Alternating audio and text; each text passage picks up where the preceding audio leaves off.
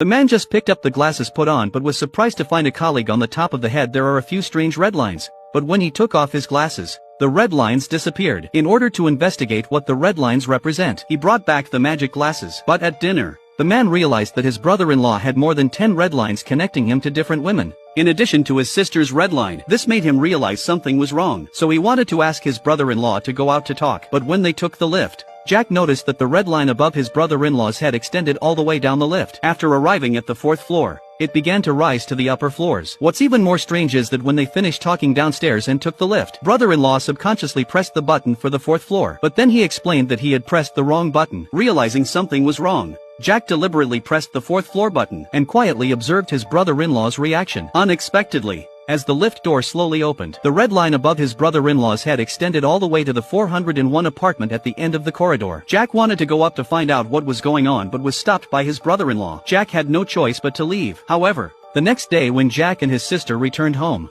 they found a courier on the doorstep, and the address on it was 401. Remembering that his brother-in-law's red line last night was the 4th floor, so they took the opportunity to take the courier to the 4th floor. The courier was placed in front of the door of the 401 resident on the 4th floor, but just as he was about to ring the doorbell to see who it was, but suddenly came out of the lift a young woman. Then she took the delivery on the floor and went into the room. In the evening, Jack was having dinner with his sister, but there was no sign of his brother-in-law. Jack learned that his brother-in-law often went out to social gatherings and came home in the early hours of the morning. Hearing this, Jack's heart was filled with all kinds of anxiety. In order to do justice to his sister, Jack followed his brother-in-law the next night, but he found out that he was dining with a woman in a restaurant. He even gave her a gift. In order to verify his suspicions, Jack called his brother-in-law's phone number and asked where he was, but he lied that he was out of town for a meeting. Sensing that something was wrong, Jack immediately pretended to be a passerby and approached the woman, but he found out that she was the woman who lived in the 401 downstairs of her brother-in-law's house. After seeing a room number left on the desk, Jack arrived at their floor after half an hour. Then he noticed a flood of red threads in the hotel corridor. Sensing something was wrong,